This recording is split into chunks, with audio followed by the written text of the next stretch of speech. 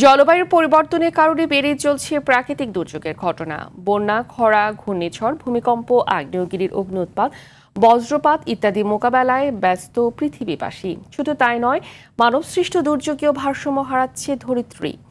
জনসচেতনতা তৈরির পাশাপাশি প্রাকৃতিক দুর্যোগ মোকাবেলায় সমন্বিত উদ্যোগ ও কৌশলী হওয়ার পরামর্শ বিশেষজ্ঞদের। জায়েদ রহমানের রিপোর্ট।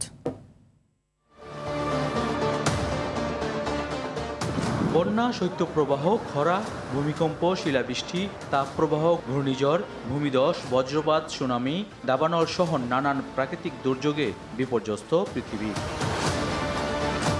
প্রযুক্তিগত উৎকর্ষে প্রভাব পড়েছে জলবায়ুতে, বেড়েছে দুর্যোগ, তেমনি বেড়েছে ক্ষয়ক্ষতির পরিমাণ।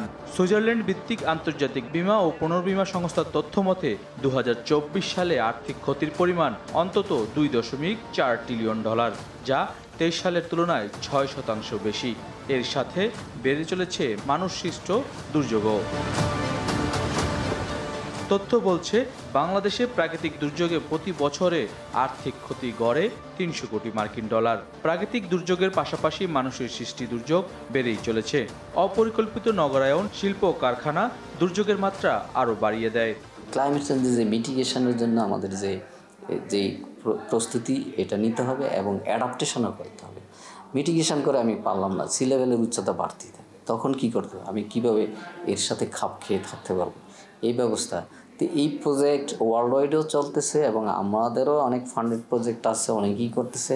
কিন্তু ওই যে বললাম, প্রজেক্ট শেষ হয় কিন্তু তার আউটপুটটা আমরা আর কন্টিনিউ করতে পারি না। এটাই আমাদের সমস্যা। আমাদের এখন এই দিকে নজর দিতে হবে। সমন্বিত উদ্যোগ, প্রতিরোধ করি দুর্যোগ প্রতিপাদ্যে সারা বিশ্বে পালিত হচ্ছে আন্তর্জাতিক দুর্যোগ প্রশমন দিবস।